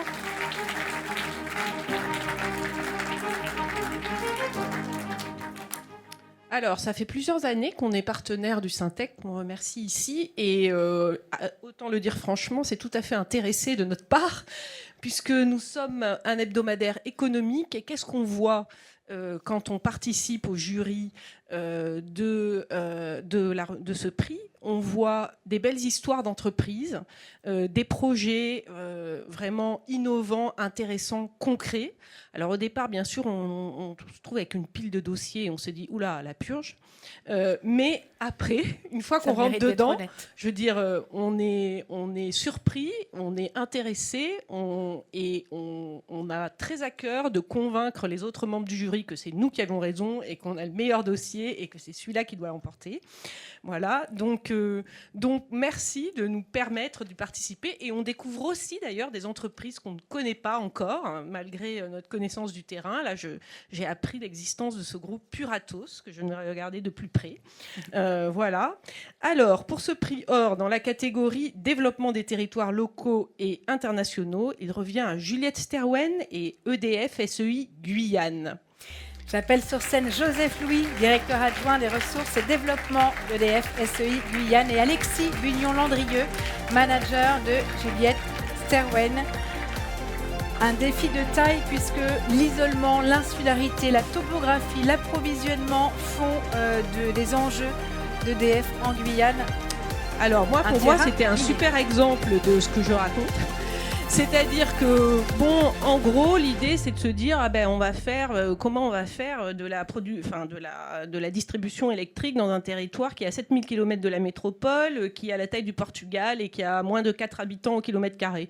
Et là, on regarde le dossier, on se dit, bon courage les gars, alors vous allez faire comment ? Et voilà comment vous allez faire. Écoutez, merci beaucoup. Nous sommes très fiers de ce prix. Merci au Syntec pour ce prix or. C'est vraiment un honneur et un plaisir partagé avec l'équipe. Évidemment avec Joseph qui représente la Guyane, qui est venu pas tout à fait spécialement pour nous, mais les dates tombaient bien. Donc on a la chance de l'avoir avec nous. Écoutez, c'était vraiment une superbe aventure. C'est avant tout une aventure humaine. Ce projet, ça fait plus d'1 an qu'on travaille avec les équipes de SEI Guyane pour développer une démarche d'excellence opérationnelle qui cherche à transformer la posture managériale, qui cherche à optimiser la performance opérationnelle des équipes, et c'est pas simple vu la complexité du territoire. On a des managers qui vont voir leurs équipes en pirogue ou en hélicoptère. Bon, voilà, c'est pas simple. Et puis, on a surtout développé une approche teintée d'IA et de digitalisation en s'appuyant sur la Power Platform. On ne va pas entrer dans le détail, mais on a mis de la technologie dans cette approche d'excellence opérationnelle qui a extrêmement bien fonctionné. Ça a pris, les équipes sont devenues autonomes sur ces sujets et ça a été vraiment, encore une fois, une aventure humaine incroyable. On est très fiers de ça et je suis ravi vraiment que l'équipe qui est intervenue sur ce sujet soit là et que Joseph, encore une fois, soit présent. On est encore avec les équipes de Guyane. On continue à développer cette approche qui s'appelle Yana Perform. Et tu pourras expliquer l'origine de ce nom d'abord. Bonsoir à tous. Déjà, je voulais vous remercier d'avoir choisi aujourd'hui pour mettre ces prix, parce que je suis arrivé ce matin. Donc, plus sérieusement, merci aussi à Juliette Sterwen pour l'accompagnement qu'ils font d'EDF Guyane. Je pense que tout a été dit sur l'insularité, même si la Guyane n'est pas une île. Il faut bien le retenir. Mais il n'empêche qu'en matière de production et de distribution, de commercialisation, on fonctionne comme une île, pas interconnecté avec le Brésil, pas interconnecté avec le Suriname. Et on a toutes les problématiques parce que derrière, on a nos clients. Et nos clients ont exactement la même exigence que vous à Paris. Et donc, pour ça, avec aujourd'hui les contraintes financières que tous nous avons, on a une obligation, c'est celle de la performance. Et pour ça, il fallait inventer une démarche qui puisse un peu libérer les énergies. C'est pratique pour un énergéticien de le dire. De libérer les énergies pour que nos équipes soient véritablement performantes. Et la démarche Yana Perform, Yana, ça veut dire Guyane en langage amérindien. Yana Perform, c'est vraiment une démarche innovante sur le territoire, en tout cas pour la DR, EDF, SEI en Guyane. Et ça nous permet aujourd'hui d'avoir des résultats, de réels résultats. J'en citerai un sur le raccordement des maisons. On a multiplié par 3 le nombre de raccordements réalisés sur la même période comparativement à 2023. On a multiplié par 3 notre performance. Et Yana Perform est à la base de tout ça. Voilà, merci. D'où le mot perform accolé à Yana. Félicitations. Restez au centre de la scène. Je récupère votre micro si vous le souhaitez. Hop, je vous débarrasse de ça. Voilà pour le dernier prix or de ce palmarès. Il nous restera à découvrir 2 prix, le grand prix bien sûr et le coup de cœur du jury.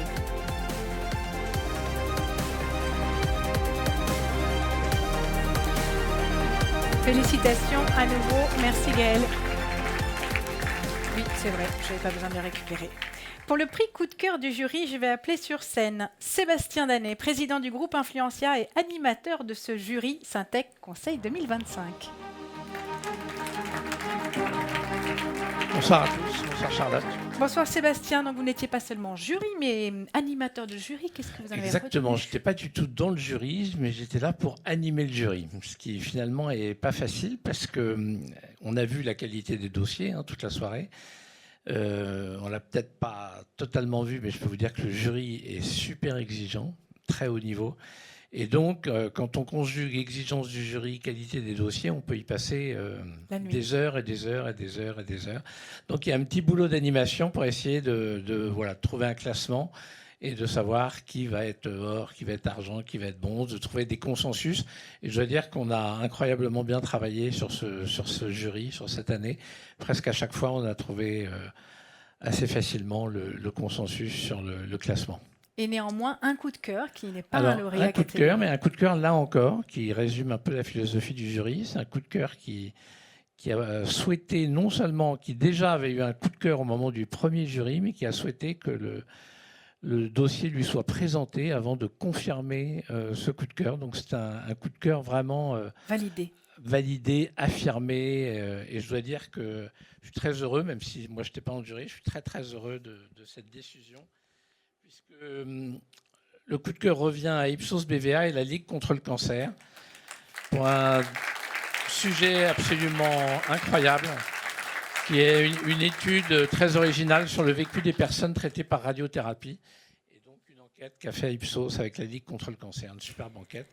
Et donc je suis très heureux à la fois que le prix ait été récompensé et surtout d'avoir été là pour proposé pour le remettre. J'appelle Marie El Ayani, Director of la VU Health de Ipsos BVA, Carlos Cazorla, directeur adjoint Public Affaires Santé Ipsos BVA et Luc Goethals, responsable de l'Observatoire sociétal des cancers de la Ligue contre le cancer.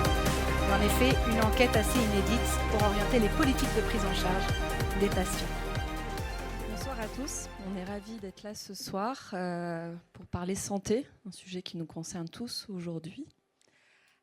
Et donc on est vraiment très honorés de recevoir ce prix coup de cœur qui récompense une très belle initiative de notre client, un client historique d'Ipsos BVA, la Ligue contre le cancer, qui est représenté par Luc ce soir, pour un très beau dispositif d'études, effectivement, puisque Ipsos BVA, nous sommes une société d'études. Et donc là, la Ligue contre le cancer a souhaité s'intéresser à un angle mort de la prise en charge des patients de cancer, à savoir le vécu des patients sous radiothérapie. Il faut savoir qu'un Français sur 2 atteint de cancer va justement recevoir des soins de radiothérapie. Et jusqu'alors, il y avait extrêmement peu de données pour justement parler de leur vécu et de l'impact de cet épisode de soins sur leur vie, même après la maladie. Donc voilà, on a conçu un dispositif d'enquête avec plusieurs approches qui se sont hybridées. Un quanti massif, parce que l'idée c'était d'avoir de l'impact, c'est pour ça là qu'on est là ce soir, je pense. Donc on a interviewé plus de 3800 patients, et donc on s'est aidé de tout un tas d'approches, notamment des réseaux sociaux pour pouvoir les recruter.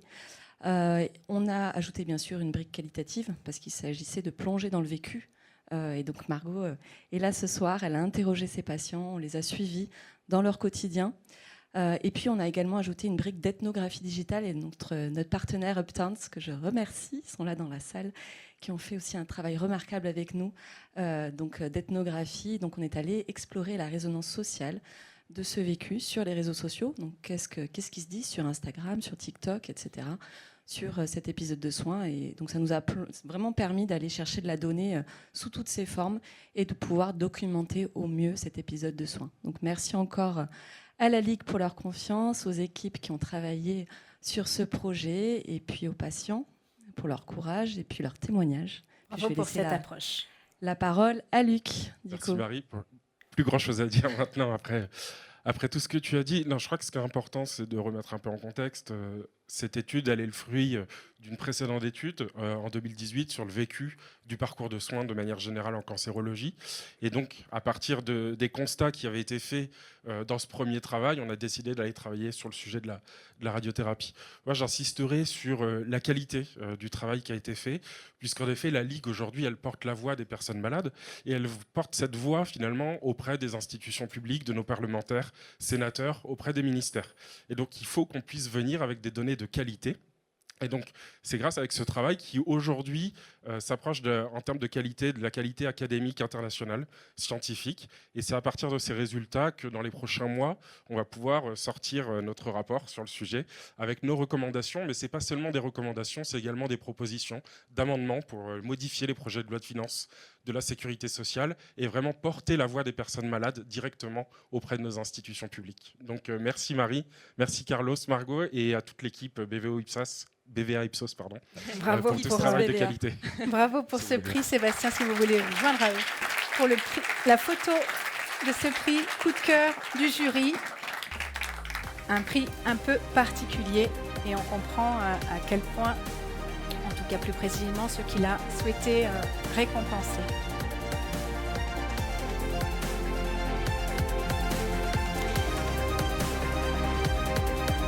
Vous l'aurez compris, l'heure est venue de découvrir qui recevra le Grand Prix Syntec Conseil 2025. Pour remettre ce prix, je vais appeler tous les jurés qui ont étudié, analysé, débattu pour constituer ce très beau palmarès. À nouveau, sous vos applaudissements. Certains d'entre eux avaient déjà participé à de précédents, d'autres y étaient pour la première fois. Nathalie nous en a déjà dit un mot. Personne ne prend l'enveloppe, sinon je ne veux pas. Gaëlle l'a prise. Brahim, on ne vous a pas vu sur scène. Vous pourriez aussi, si vous le souhaitez, remettre un prix.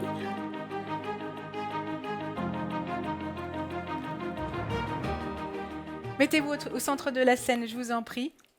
Allez. Bonsoir tout le monde. Donc effectivement, c'était une belle soirée avec beaucoup de lauréats qui ont montré et démontré justement toute la valeur ajoutée qu'ils peuvent avoir à faire évoluer justement des entreprises et apporter en transformation et en innovation et beaucoup d'autres aspects. Donc très honoré au titre du jury de remettre le Grand Prix, ou en tout cas de citer le Grand Prix Syntec Conseil 2025 qui revient à Sopra Steria Next et au ministère de l'Éducation nationale pour Virtuo. Je rappelle sur scène Audrey Soria et Oussama Boucherka de Sopra Steria Next, Stéphane Trainer et Nathalie Escafre-Andrieux du CEMSIR et du ministère. Bravo pour ce Grand Prix Syntec Conseil 2025. Félicitations peut-être de la part du jury, un mot sur ce qui a fait la différence, puisqu'on a déjà entendu parler du dossier. Peut-être que l'un d'entre vous veut éclairer le choix du jury. En fait, ce qui a fait la différence, je pense que c'est l'approche un peu transverse. Ce qui également a fait la différence, c'est le fait que ça a touché un certain nombre d'académies avec une approche holistique qui justement a embarqué un certain nombre de collaborateurs avec différents aspects qui, je pense, ont suffisamment démontré toute la nature de ce que ça a pu apporter. Donc bravo, c'est une mission assez embarquante et qui a démontré un certain nombre de choses. Si je peux juste rajouter un mot, vraiment, la pénurie d'enseignants dans l'éducation nationale, c'est vraiment un impact social massif, c'est vraiment un problème de société. Donc, tout ce qu'on peut faire pour améliorer le recrutement d'enseignants et ramener les gens vers cette belle profession est vraiment, a tout de suite un impact vraiment pour l'ensemble de la société française. Donc, je pense que ça fait partie du choix. Félicitations à nouveau. J'allais ajouter quiconque a déjà essayé un des sous-sites précédents qui existait académie par académie et voit le nouveau site ne peut que améliorer apprécier la différence. Voilà. On a des témoignages en plus ce soir. Bravo à nouveau. Effectivement, on passait de 80 sites à un seul. Donc c'est vrai que c'est quand même plus simple pour candidater, c'est plus simple pour trouver des personnes qui vont pouvoir venir effectivement enseigner, mais pas que. pas que, puisque effectivement on recrute des contractuels par ce biais-là, mais on recrute également des accompagnants des élèves en situation de handicap. Et donc c'est aussi un engagement sociétal pour aider justement ces élèves à aller à l'école au même endroit que les autres élèves. Donc c'est pour nous extrêmement important. Je retiens 2 choses, si vous me permettez encore. Mettez-vous au centre de la scène, au moins qu'on vous 2 voit choses, tous. c'est l'État efficace, parce que vous l'avez dit, très bien dit par ailleurs, sur le fait qu'il faut recruter, mieux recruter. Et puis la marque employeur également, de faire en sorte qu'on arrive à innover dans un ministère qui n'est pas toujours montré... on ne lui met pas souvent un prix en fait. Voilà. Et donc c'est l'occasion effectivement de célébrer cela avec vous. Merci beaucoup, merci à toutes et tous. Bravo. Le mot de la fin pour Oussama. Je voudrais juste préciser quelques points. L'un des facteurs clés de succès, c'est avant tout notre partenariat. Je voudrais qu'on appelle Jérôme de Badreau de Bearing Point qui, avec un groupement Soprasteria Bearing Point, a permis ce succès de ce projet. D'autres facteurs clés de succès, c'est l'expertise de la fonction publique d'État. On a travaillé pendant 6 ans avec des équipes d'un niveau d'expertise qui est tellement élevé qu'effectivement, on ne pouvait que réussir ce projet. Une résilience et un dynamisme effectivement, qui a permis de déployer 30 académies en 1 an. Et je voulais aussi préciser que ce projet, on l'a réussi grâce aussi au plaisir qu'on a pris à travailler ensemble, tous ensemble, au jour le jour, à partager les réussites, mais également les difficultés. Donc voilà, j'en profite pour remercier le ministère ici présent. À toutes vos équipes. Je récupère peut-être les micros et je vous invite au centre de la scène pour la photo. Je veux juste ajouter un petit mot. Le projet aussi démontre que le secteur public peut être à la pointe de l'innovation RH. Là, il a attiré de nouveaux talents. À la fin de l'année, on sera quasiment à 1 million de candidatures. Donc, c'est un réel succès. Plus 52%. Merci beaucoup. Je récupère les micros et je vous laisse vous mettre ensemble au centre de la scène, entouré par les membres du jury. C'est le Grand Prix Syntec Conseil 2025. Et puisque l'heure est à la photo, je propose ensuite que l'on prenne une grande photo de fin avec cette photo de famille des lauréats et des membres du jury. Bravo, encore un tonnerre d'applaudissements pour le Grand Prix Syntec Conseil. Je vous invite à rester sur scène et j'invite l'ensemble des lauréats, les membres du jury et les partenaires du prix à venir nous rejoindre pour la photo de fin. David, à commencer par vous. Mettez-vous, s'il vous plaît, devant la scène, devant. Merci à nouveau à l'ensemble des partenaires qui ont rendu cette soirée possible et à vous qui êtes venus si nombreux.